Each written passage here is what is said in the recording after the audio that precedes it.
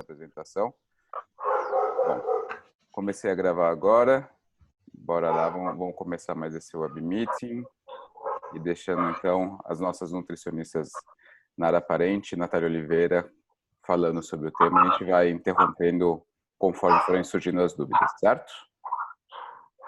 Ok. Bom, então eu e Natália fizemos a leitura desse artigo, que foi uma sugestão da equipe. É um artigo bem antigo, né, 2013, que a gente costuma fazer no meeting os artigos mais atuais, mas ele traz alguns dados de uma corte bem famosa, que é a corte das enfermeiras, né? E traz essa relação do consumo alimentar de alimentos de fonte de cálcio, magnésio, vitamina D e faz essa relação com a endometriose. Bom, e aí ele fala no início, né, que foi um estudo de 14 anos de segmento, justamente que essa corte bastante famosa, que vários estudos saíram a partir dela, e que os relatos da endometriose foram posteriores, né? Então, depois do diagnóstico da endometriose, eles retornaram aos dados anteriores de consumo de alimentos fonte de leite, alimentos derivados do leite, fonte desses alimentos, né?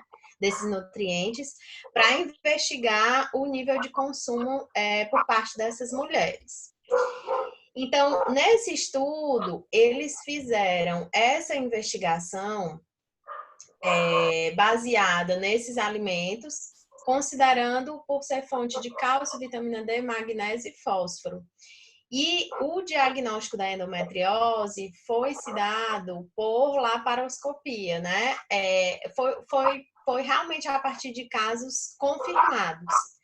E quando a gente vem para a população foi utilizada, a gente vê que realmente a idade das participantes é justamente a idade que coincide com o período do diagnóstico da endometriose, né? Quando a gente vê realmente é em torno aí dos 30 e poucos anos que as mulheres passam por esse diagnóstico da endometriose, então é interessante por isso. E ele traz essa média calórica, né, consumido pelas pacientes, que eu achei um parâmetro bem grande, né, de 800 calorias a 4.000. Então, realmente dá uma variação bem grande entre as pacientes. Natália, se você quiser falar, pode falar, certo? Perfeito, não, tá. Se eu estiver esquecendo de alguma coisa.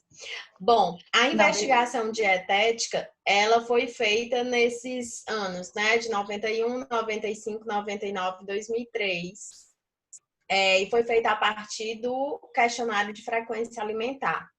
Essa ferramenta, o QFA, né? Como a gente chama popularmente entre a nutrição, ele é uma ferramenta que ela pode ser desenvolvida especificamente para uma pesquisa. Por exemplo, se você quiser investigar o consumo de vitamina A, por exemplo, você pergunta a frequência que a pessoa consome alimentos fontes de vitamina A cada semana, por exemplo, né? Então, aqui, no caso da corte das enfermeiras, como não era um objetivo principal, eles tinham esse questionário de frequência geral, que era feito, né? E que um dos parâmetros era essa investigação quanto ao consumo de leites e derivados. E aí, posteriormente, apareceram esses diagnósticos de endometriose e eles utilizaram esse dado para cruzar e encontrar esses achados, né? Então, eles sempre perguntavam, no último ano, com que frequência você consumiu leite líquido de vaca? No último ano, com que frequência você consumiu queijo durante a semana? E aí eles faziam essa verificação da frequência de consumo. Só para vocês entenderem um pouquinho como é que é feita essa investigação. Os resultados, né, eles são bem imbricados de possibilidades estatísticas. Então, eu achei que ficaria mais didático trazer já em tópicos, porque as tabelas são muito confusas, uma vez que ele faz sempre em cima de chance estatística, né? Então, O que eles encontraram é que as mulheres com maior ingestão de laticínios totais eram um pouco mais jovens, com maior probabilidade de serem caucasianas e de ter realizado exame ginecológico recente, e com menor probabilidade de ser fumante e nulípera do que aquelas com menor ingestão de laticínios, né? A ingestão de laticínios totais foi associada ao menor risco de endometriose, mesmo com ajuste de covariáveis, né? O aumento da ingestão total de alimentos lácteos foi associado a uma redução de 5% no risco de endometriose. Só posso interromper? Diga. Eu acho que isso daí todo mundo foi pego de surpresa, não foi? Foi, sim, exatamente. Mas sabe o que eu achei interessante? É que ele traz esse achado. Quando ele fala em laticínios no geral, ele engloba aqui tudo, né? O leite líquido como os derivados. E eu fiquei imaginando que aqui estariam todos os tipos de derivados do leite, tanto os mais naturais, tipo uma ricota, algo desse tipo, como aqueles iogurtes ultraprocessados. Então, aí é que o nó deu na cabeça, né?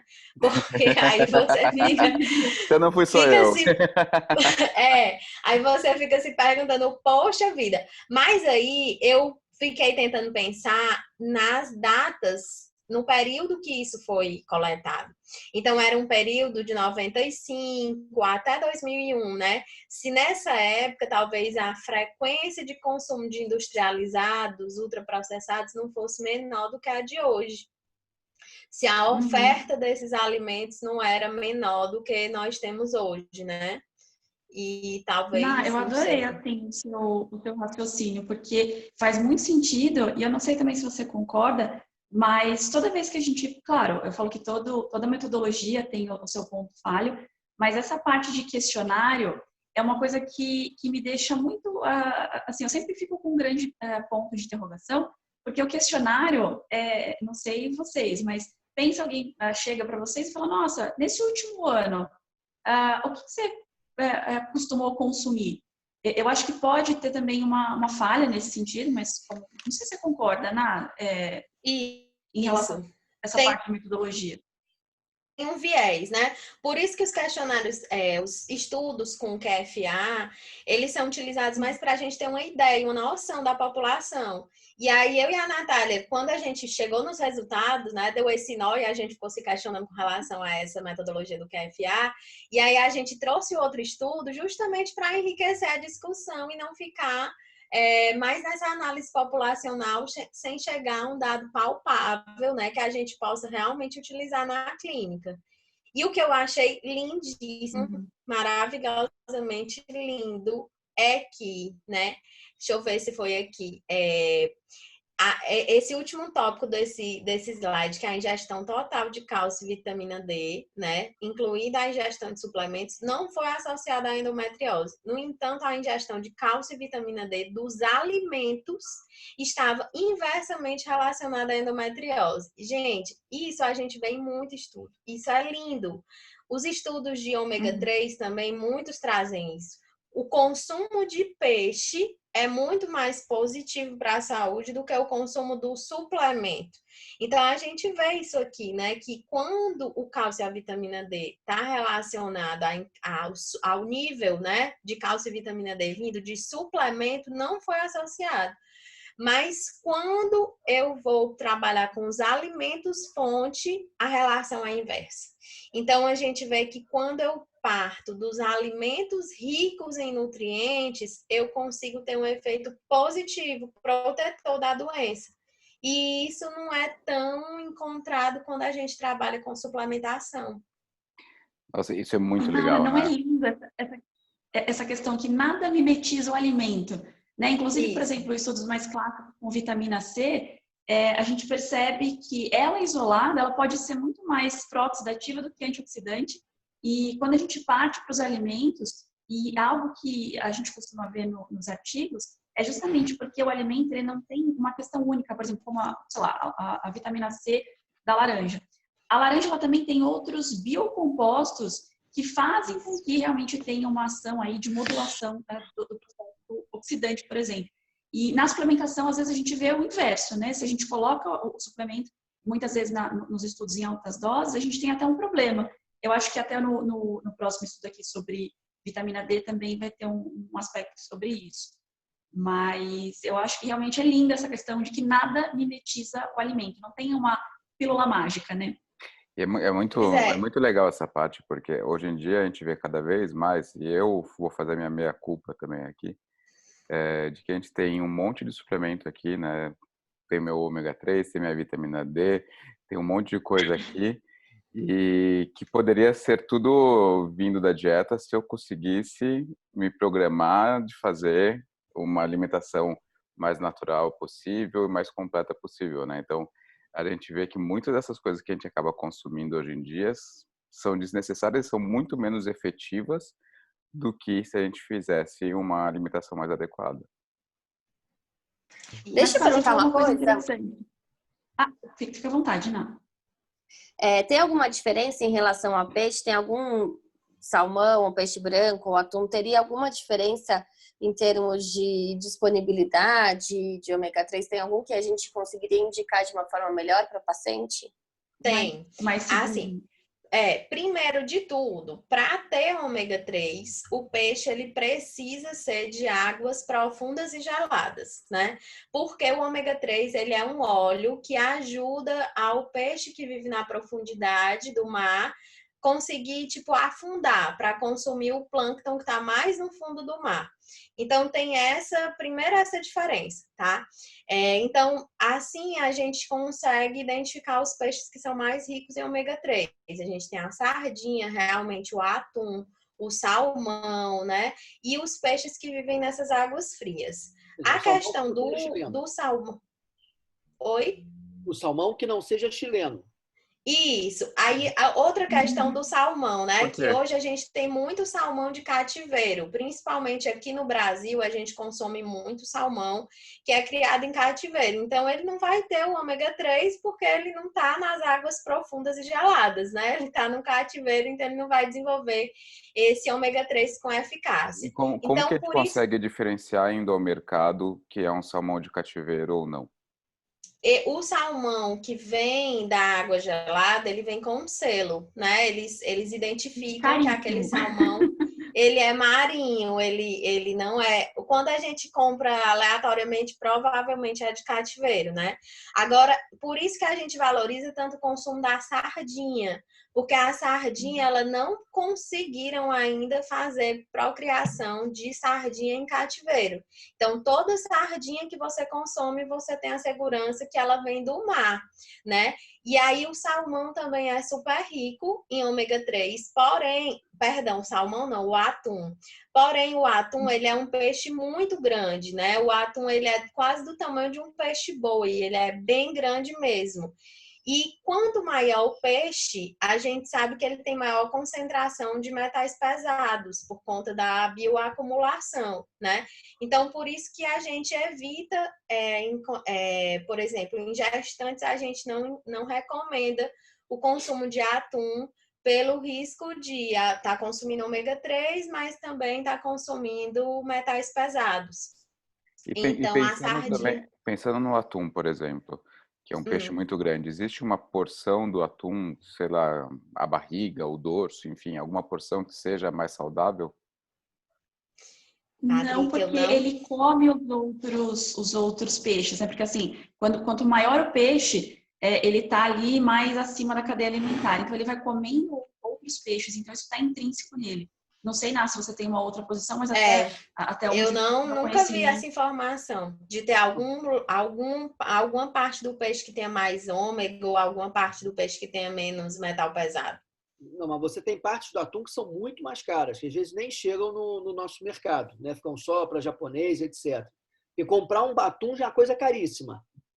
Então, isso. Tem cortes mais nobres dentro do atum que geralmente não vem para o público comum. Mesmo quando você vai num restaurante, assim, tem os tipos de atum. Eu não sou um profundo conhecedor, tá? Mas tem umas partes do atum que são bem mais caro o prato. Ou, eu tô com um lote de tal atum especial E aí já vem falando pra gente, tá? Eu fico meio vendido, realmente o peixe é gostoso, mas eu não saberia dizer o porquê que ele é melhor ou pior, entendeu? E Também tá, eu tem acredito relação com o ômega 3. que a concentração de tanto de ômega 3, isso assim, eu não vi em nenhum lugar, tá? É uma questão minha ali, baseada nos estudos que eu já vi. Provavelmente a parte mais gorda do peixe é onde tem mais ômega 3, mas também tem mais mercúrio, né? Porque todos os metais pesados, eles têm uma característica lipofílica, né? Inclusive em todos os animais, inclusive em nós humanos, né? Então a gente tem maior concentração de metais pesados na porção mais gorda, né? Na porção mais gordurosa. Acredito que no peixe você teria, se você fosse pegar de repente essas partes nobres que vocês comentaram, eu na verdade desconheço, mas se é uma parte mais gorda, com certeza ela tem mais ômega 3, mas em contrapartida ela também tem mais metal pesado. Então o Ramiro tem bastante metal pesado, é isso? Faz uma detox, consome clorela, espirulina, que aí ajuda a tirar o metal pesado, fica só com ômega 3. Então, além assim do salmão, do atum e da sardinha, mais algum outro peixe vocês recomendariam? Tem alguns outros com nível menor. Eu posso depois disponibilizar uma tabelinha que tem os quantitativos, né? E peixe de rio? A gente sabe que no norte do país tem uns peixes de rio bem gostosos, né? Não é tão comum aqui em São Paulo, mas sempre que eu fui para Manaus ou para Belém, eu comi bastante filhote, comi tambaqui. E esses peixes, eles têm O bastante... nível, o nível é bem mais baixo, sabe? Aqui no Ceará a gente fala muito e agora a tilápia, né? Uhum. Tem um pouco na tilápia, mas é bem mais baixo do que o do mar. Quando teve esse negócio do óleo, né, da mancha de óleo no mar, a gente estava evitando prescrever para as gestantes os peixes marinhos, porque não sabia muito da segurança, e a gente estava escapando nos peixes de água doce mesmo. Sabe que tem ômega, mas é menos do que os marinhos. Tá, joia. Deixa eu parar de interromper vocês, continua aí. Bom, então estamos encantadas que a quantidade de vitamina D e cálcio é muito maior nos alimentos do que quando a gente trabalha com suplementos, né? E aí, a ingestão de cálcio e vitamina D de fontes de laticínios não estava relacionada à endometriose, né? E aí, por isso que a gente colocou os resultados assim tópicos, justamente porque quando eles puxam para uma regressão estatística, encontrava, quando puxava para outra, com covariáveis, já não encontrava. Então, fica melhor assim nos tópicos, né? E a ingestão total de magnésio e a ingestão total de fósforo tiveram relações inversas com o risco de endometriose, que se aproximava da significância estatística, porém não deu a significância, né? E a associação da ingestão de fósforo dos alimentos com endometriose foi semelhante à associação à ingestão total de fósforo, né?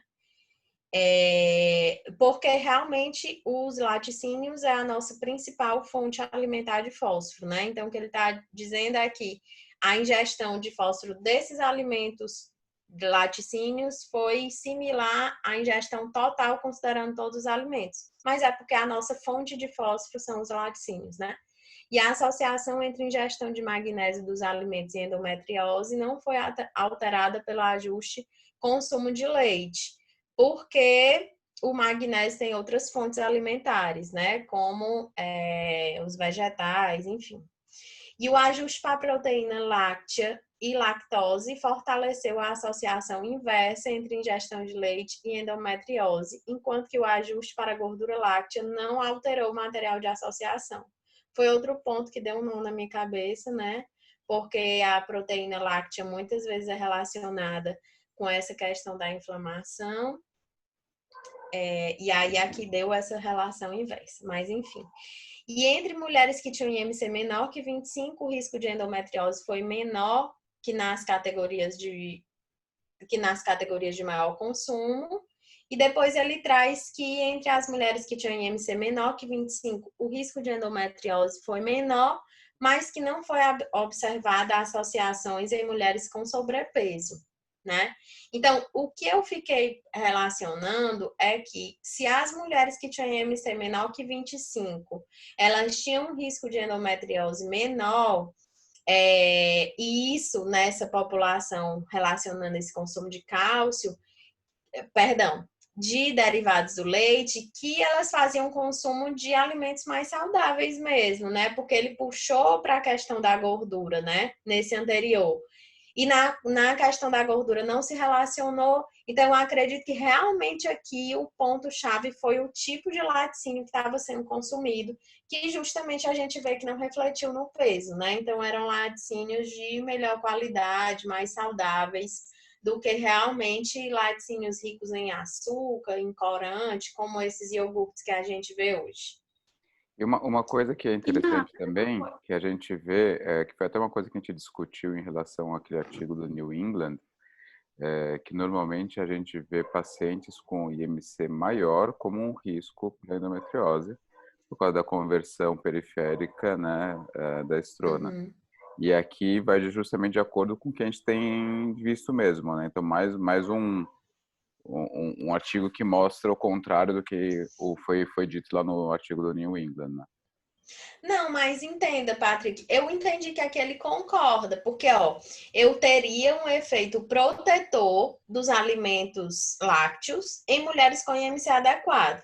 Mas quando a mulher tem sobrepeso, ele já não tem mais esse efeito protetor, porque justamente o excesso de peso já seria um fator mais negativo para a doença. Me entende? Sim, mas mas é que o artigo do New England ele falava justamente que mulheres com baixo peso ou com baixo IMC têm maior risco de endometriose.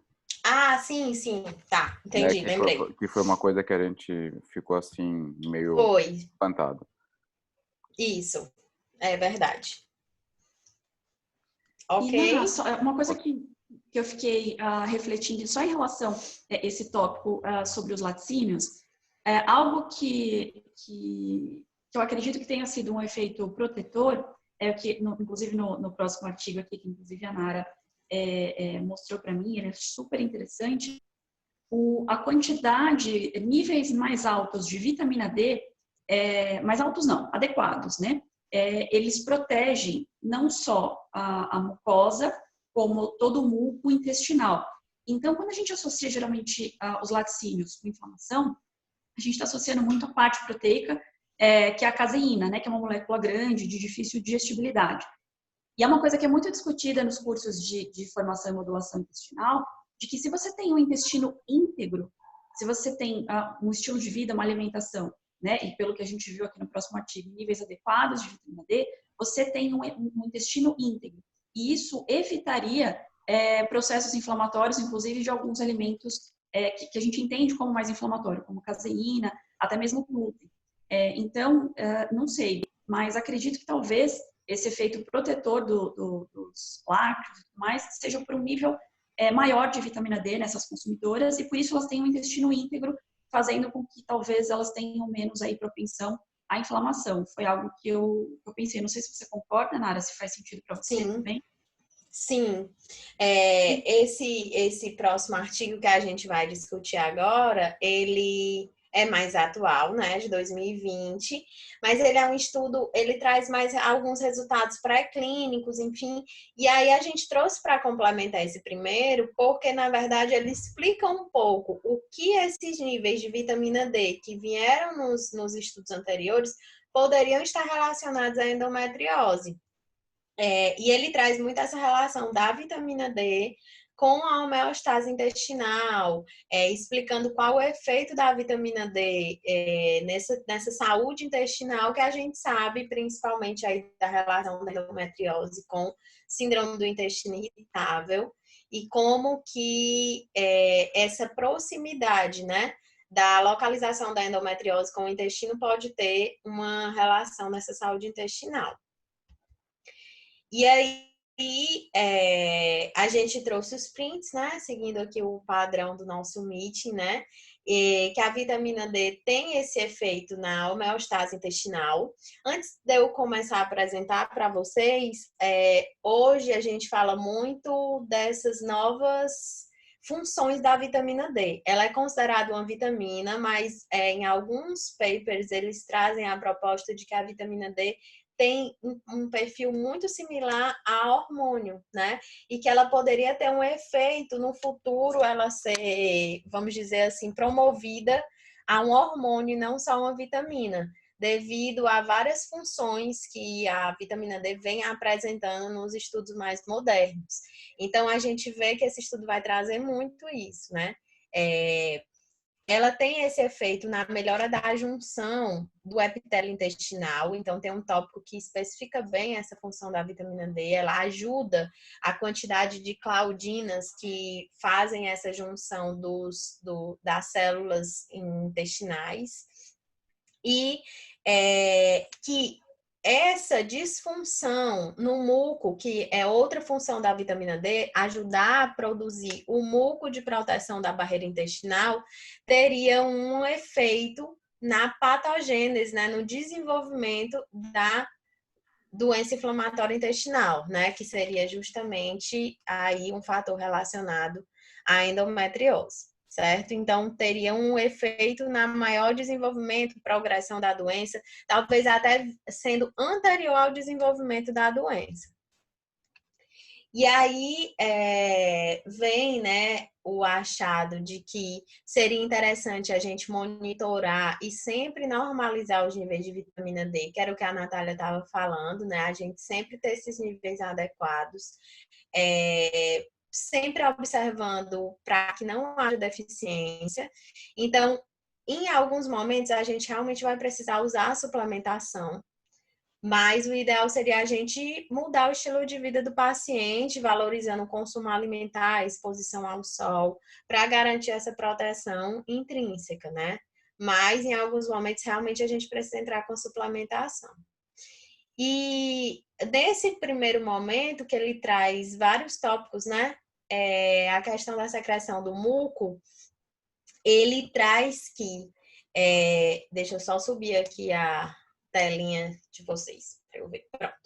Que o muco, ele explica que o muco, ele é como se fosse, ele funciona como uma peneira, e que essa peneira, ela vai permitindo que só alguns tipos de partículas entrem em contato com a parede intestinal.